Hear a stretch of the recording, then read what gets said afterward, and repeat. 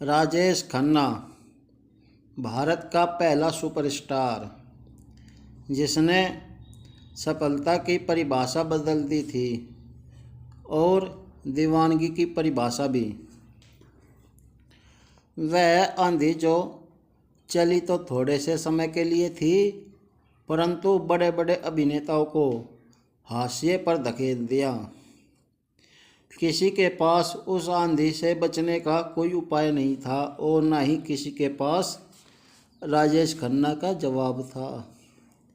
दिलीप कुमार से लेकर देव आनंद तक और जय मुखर्जी से लेकर राजेंद्र कुमार तक उस आंधी में उड़ गए और इस तरह से उड़े कि फिर अपना कदम भारतीय हिंदी सिनेमा में ना जमा सके। इनकी वापसी के सारे रास्ते बंद हो गए। केवल धर्मेंद्र ही ऐसे अभिनेता है जो अपवाद की श्रेणी में आते हैं। कोई भी आंधी आई हो, चाहे वह राजेंद्र कुमार की जुबली स्टार या राजेश खन्ना का स्टारडम, अमिताभ बच्चन का जलवा या मिथुन चक्रवर्ती का दौर, वे किसी से भी टच से मस नहीं हुए। खैर, आते हैं अपने विषय पर। महिलाएं उनकी फ़ोटो से शादी करने लगी थी। उनके नाम का सिंदूर अपनी मांग में भरने लगी थी। जिधर से उनकी कार गुजरती थी, उस कार के पहिए के निशान की मिट्टी को उठाकर घर लाती थी। उनकी कारों पर लिपस्टिक से बने होठों के निशान बनाती थी।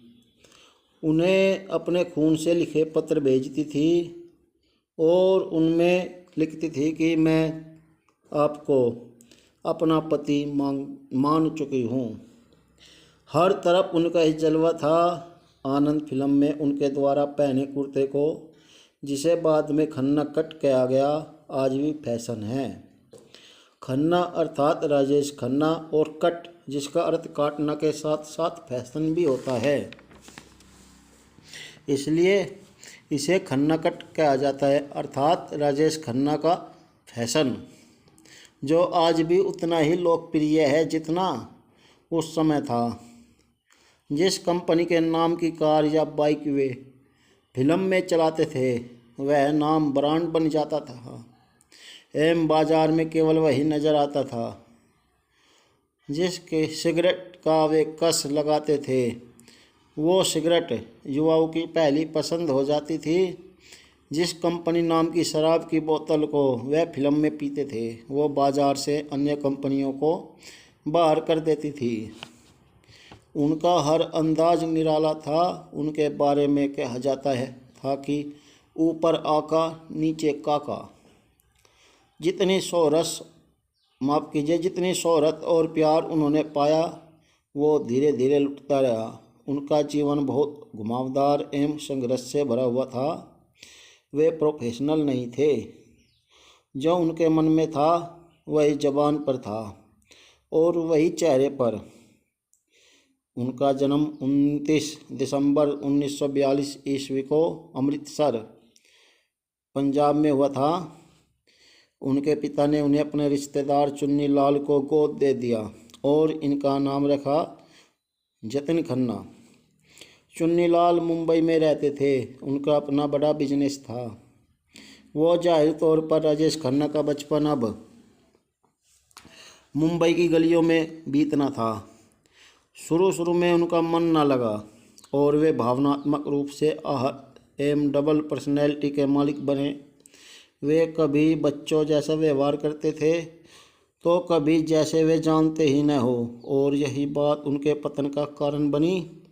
जब तक वे सुपरस्टार रहे तब तक लोगों ने उनके नखरे भी सहन करे, तो वहीं जब उनका स्टारडम लुट चुका था तब लोगों ने उन्हें उनके हाल पर छोड़ दिया।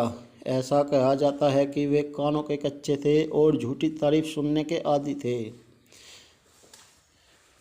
वे सेट पर समय पर नहीं आते थे और अपनी पकड़ दिखाते थे। आज की वीडियो में केवल इतना ही। आगे की बातें हम भाग 2 में करेंगे। जानेंगे उनकी शुरुआत, उनकी विचारधारा